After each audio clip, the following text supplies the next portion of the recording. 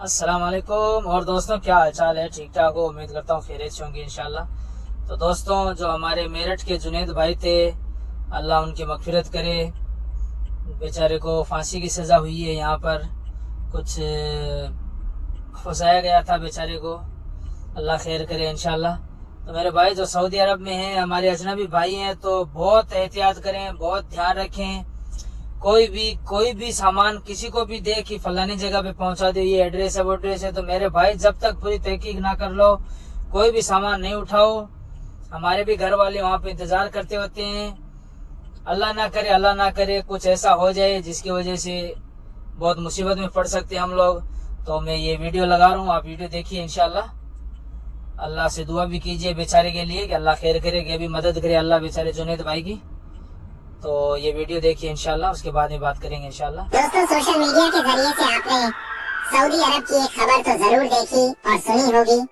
आपको पता ही होगा कि मेरठ का रहने वाला जेद सऊदी में पैसा कमाने के लिए गया था और वहां पर जाकर ड्राइवरी का काम करने लगा था। लेकिन फिर कुछ दिनों के बाद में उसे नशीले पदार्थ की तस्करी के मामले में गिरफ्तार कर लिया गया और उस पर केस चलाया गया।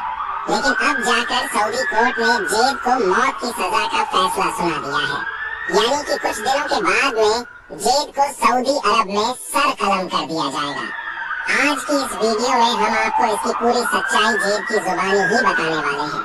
यानी कि दरअसल जेद के साथ सऊदी अरब में क्या हुआ था, उसे सऊदी अरब में किस तरह से फंसाया गया है और फिर किस तरह से सऊदी पुलिस ने उसे गिरफ्तार किया था, और साथ ही सऊदी कोर्ट ने जेद की फांसी की जो तारीख मुकर्रर की है उसके बारे में भी हम आपको बताने वाले हैं।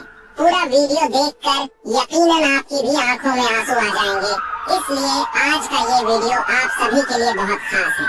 आप इंसानियत के नाते इस वीडियो को आखिर तक जरूर देखें। और सबसे पहले, अगर आप भी जेद की सजा को माफ कराना चाहते हैं तो आप इस वीडियो को दिल से एक लाइक जरूर कर दें और मेहरबानी करके शेयर भी कर दें कि ये वीडियो हमारे देश के प्रधानमंत्री और गृह मंत्रालय तक भी पहुंच जाए और जेद की कुछ मदद हो सके। तो चलिए दोस्तों, शुरू करते हैं। दोस्तों, सऊदी कोर्ट की तरफ से जब जेद को फांसी की सजा सुना दी जाती है, जब सजा मुकर्रर हो जाती है, जब डेट और टाइम फिक्स हो जाता है, तो इसके बाद जेद ने अपने घर वालों के नाम और तमाम भारतीयों के नाम पर एक खत लिखकर भेजा है। और उस खत में लिखकर जेद ने जो कुछ बताया है वो वाकई में बहुत ही ज्यादा दिल को दहला देने वाला है, जो बहुत ही ज्यादा दिल को झकझोर देने वाला है।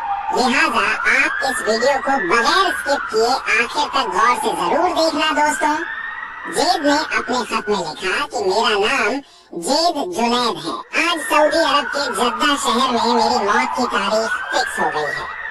मेरे बारे में तो आप सब लोग जानते ही होंगे, लेकिन मैं आपको बता दूं कि मेरे बारे में आपको जो कुछ भी बताया गया है वो सब गलत जानकारी है। यानी कि मेरे बारे में आपको गलत इंफॉर्मेशन दी गई है। आज मैं आपको अपनी पूरी सच्चाई बताना चाहता हूँ कि उस दिन मतलब कि 15 जनवरी 2023 के दिन आखिर मेरे साथ में क्या हुआ था, सऊदी पुलिस ने मुझे क्यों गिरफ्तार किया था और फिर मुझे किस तरह से वहाँ पर फंसाया गया, जानकर यकीनन आपकी आंखों में भी आंसू आ जाएंगे। दोस्तों, जेद जुनैद कहता है कि मैं उत्तर प्रदेश के मेरठ जिले का रसोटी गाँव से हूँ। मेरे परिवार में मेरी माँ, मेरे वालिद साहब जिनका नाम मोहम्मद जुबैर है, मेरी बीवी रिहाना और मेरे 2 छोटे छोटे बच्चे हैं और हम 7 भाई और 2 बहनें हैं। मैं अपने भाइयों में दूसरे नंबर का बड़ा भाई हूँ। मेरी उम्र 36 साल है। मेरे 2 भाई पहले से सऊदी अरब में ड्राइवरी का काम किया करते थे और एक छोटा भाई है, वो पुलिस की तैयारी कर रहा था। फिर जब मेरी शादी हो गई और 2 मेरे बच्चे हो गए तो मेरा भी सऊदी अरब में जाने का मन हुआ। इसलिए फिर मैंने अपने भाइयों से कहकर अपना भी सऊदी अरब का वीजा मंगवा लिया था। ये बात 2018 की है। फिर मेरा मेडिकल भी हो गया और सऊदी अरब का वीजा भी लग गया। मेरा वीजा एजे ड्राइवर ट्रांसपोर्ट कंपनी में लगा जिसका नाम अल साली मोहम्मद था।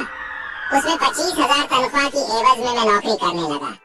शुरू में तो सब कुछ अच्छा चला, लेकिन फिर इस तनख्वाह से गुजारा कर पाना अब मेरे लिए काफी मुश्किल होने लगा था।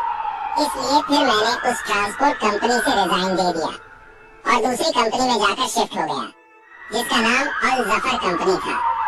अब मुझे उस कंपनी में अच्छी सैलरी मिलने लगी थी और ओवर टाइम के साथ साथ कभी कभी मुझे टिप भी मिल जाया करता था। अब मैं उस कंपनी में बहुत ज्यादा खुश था। और फिर जब मैंने अपने घर वालों को इस नई कंपनी और इस तनख्वाह के बारे में बताया तो वो भी बहुत ज्यादा खुश हुए। अब सऊदी अरब में मेरे लिए सब कुछ अच्छा चल रहा था, लेकिन शायद मेरी किस्मत में कुछ और ही लिखा था। इसलिए फिर एक दिन मेरी गाड़ी का एक्सीडेंट हो गया, और वो एक्सीडेंट इतना ज्यादा भयंकर था कि जिसमें मेरी गाड़ी पूरी तरह से डैमेज हो गई। लेकिन अल्लाह का शुक्र है कि मैं उस एक्सीडेंट में बच गया। लेकिन फिर जब मेरे मालिक को इस बारे में पता चला तो उसने मुझ पर बहुत ज्यादा गुस्सा किया और मुझ पर केस भी कर दिया, और मुझसे अपनी गाड़ी का हर्जाना भरने को कहने लगा। और वो हर्जाना मेरे लिए इतना ज्यादा बड़ा था कि अगर मैं जिंदगी भर भी उसके यहाँ पर काम करता तब भी मैं उसकी गाड़ी का वो हर्जाना नहीं भर पाता। इसलिए अब मैं वहाँ पर बहुत ज्यादा टेंशन में आ गया था, क्योंकि अब मेरे पास में कोई और रास्ता नहीं बचा था। खैर, इसके बाद एक दिन मौका देखकर उस कंपनी को छोड़कर मैं वहाँ से भाग गया और एक दूसरी जगह पर जाकर रहने लगा। वहाँ पर रहते रहते मेरा एक दोस्त बन गया था जो पाकिस्तान से था। फिर उसने एक दिन मेरी मुलाकात एक लोकल पुलिस वाले से करवाई, जिसको मैंने अपनी पूरी आप बीती बता दी। मेरी बातें सुनकर वो पुलिस वाला मुझे तसल्ली देते हुए कहने लगा कि तुम फिक्र मत करो, मैं तुम्हारा केस रफा दफा करवा दूंगा। इसके बाद उस पुलिस वाले ने मुझे खाना खिलाया और फिर मुझे कुछ पैसे भी दिए। वो सऊदी पुलिस वाला मेरे लिए एक फरिश्ता बनकर आया था, इसलिए अब मुझे लगने लगा था कि शायद अब सब कुछ ठीक हो जाएगा। खैर, इसके बाद उस सऊदी पुलिस वाले ने ड्राइवरी की नौकरी पर मुझे रख लिया। अब मुझे उसके बारे में कुछ भी मालूम नहीं था, सिवाय इसके कि वो एक पुलिस वाला है। फिर वो मुझे कई बार अपने घर भी लेकर गया और मुझे खाना वगैरह भी खिलाया, और अब मुझे उसके पास में काम करते करते करीब 1 साल हो गया था। वहाँ पर ज्यादातर मेरा एक ही काम था, वो मुझे कुछ बैग देता था और मुझे उनको डिलीवर करना होता था। अब उन बैग्स में क्या होता था ये मुझे नहीं मालूम होता था, बस मुझे इसके बदले में अच्छे खासे पैसे मिलते थे। इसलिए मैं खुशी खुशी से ये काम उसका करता जा रहा था। और इसके अलावा मेरे लिए ये काम करना जरूरी भी था, क्योंकि मेरे सर पर एक सऊदी अधिकारी का साया था, यानी कि मैं उस सऊदी पुलिस वाले की वजह से बचा हुआ था। हालांकि मुझे कई बार उस पुलिस वाले पर शक भी हुआ था, और मैंने सोचा भी था कि मैं इन बैग्स को खोल कर देखूं कि इनमें क्या है। लेकिन फिर मुझे लगा कि ये तो एक पुलिस वाला है और पुलिस वाला खुद यहाँ पर कुछ गलत नहीं कर सकता है। बस यही सोचकर फिर मेरी कभी भी उन बैग को खोलकर देखने की हिम्मत नहीं हुई। दोस्तों, जेब जुनैद इसके आगे कहता है कि अब आया 15 जनवरी 2023 का दिन। उस दिन उस पुलिस वाले ने मुझे 2 नायलॉन के बैग दिए और एक एड्रेस दिया, और मुझसे कहा कि तुझे इन दोनों बैग को फलां जगह पर डिलीवर करना है।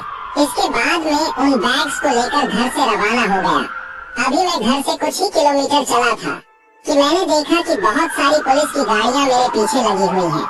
फिर कुछ ही देर के बाद उन सारी गाड़ियों ने आकर मुझे घेर लिया। ये देखकर मैंने फौरन गाड़ी को रोक दिया।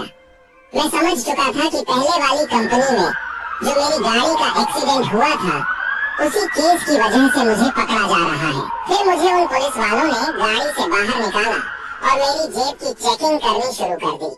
फिर इसके बाद उन्होंने मेरी गाड़ी को भी चेक करना शुरू कर दिया। अब पीछे वाली सीट पर वो बैग रखी हुई थी, उनको खोलकर वो देखने लगे। अब जैसे ही उन्होंने बैग को खोलकर देखा तो उनको कपड़ों के बीच में कुछ पैकेट मिले, जिनमें सफेद कलर का कुछ पाउडर जैसा था। उनको देखकर पुलिस वालों ने मुझसे कहा कि क्या तुम नशीला पदार्थ सप्लाई करते हो? इतना सुनते ही मैं हक्का बक्का रह गया। मेरे पैरों तले से जमीन खिसक गई। मैं थर थर कांपने लगा था। मुझे कुछ भी समझ नहीं आ रहा था कि ये लोग मुझसे क्या कह रहे हैं। लेकिन फिर मुझे सब कुछ समझ में आ गया था कि उस पुलिस वाले ने मेरी इतनी ज्यादा मदद क्यों की थी।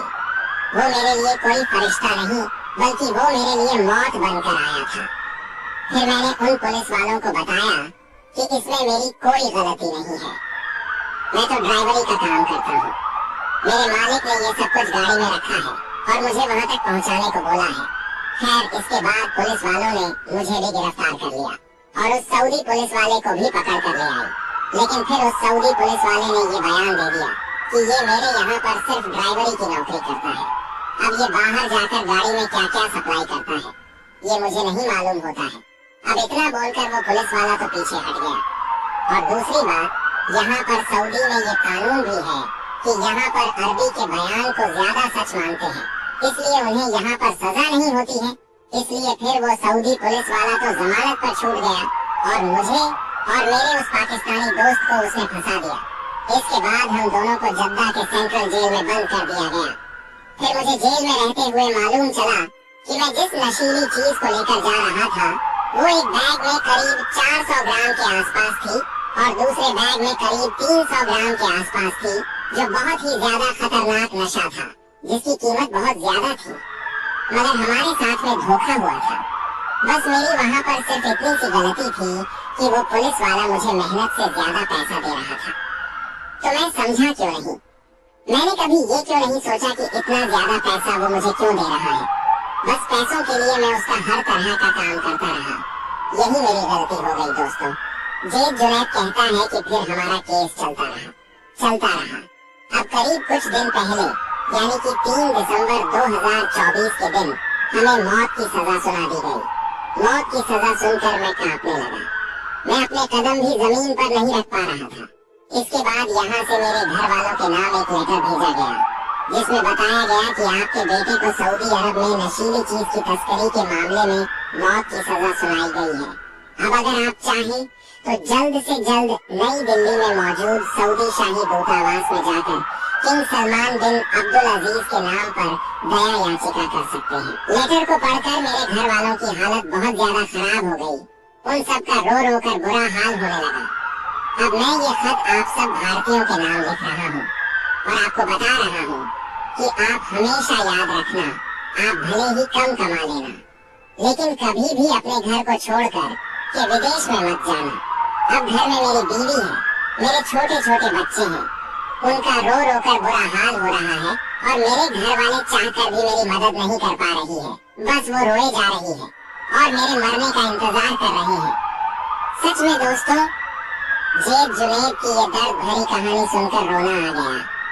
अगर जेद के लिए जल्दी कुछ नहीं किया गया तो उसे सऊदी अरब में मौत की सजा दे दी जाएगी और उसका सर कलम कर दिया जाएगा। इसलिए हिंदुस्तान की हुकूमत से हाथ जोड़कर गुजारिश है कि वो जल्द से जेद की कुछ मदद करें और उसे सऊदी जेल से निकालने की पूरी कोशिश करिए। और साथ ही हम सऊदी अरब में काम करने वाले अपने हिंदुस्तानी भाइयों से भी अपील करते हैं कि सऊदी अरब कानून बड़ा सख्त है, वहाँ पर कोई अपराध करके बच नहीं सकता है। इसलिए आप सबसे ये गुजारिश है कि आप कभी भी सऊदी अरब में रहते हुए कुछ गलत करने की ना सोचें, क्योंकि आपके घर वाले यहाँ पर बेसब्री से आपका इंतजार करते रहते हैं। आप उनका जरूर ख्याल रखें। आखिर में हम अल्लाह ताला से यही दुआ करते हैं कि अल्लाह पाक सऊदी अरब में जेद जुनैद की गैब से मदद फरमाए और उसे सही सलामत अपने घर वापस लौटाए। आमीन अल्लाहुम्मा आमीन। एक बार आप भी कमेंट बॉक्स में आमीन जरूर लिख देना। क्या पता किस भाई की दुआ कबूल हो जाए और जेद जुनैद सही सलामत वापस अपने घर को लौट आए। आपका वीडियो देखने के लिए बहुत बहुत शुक्रिया।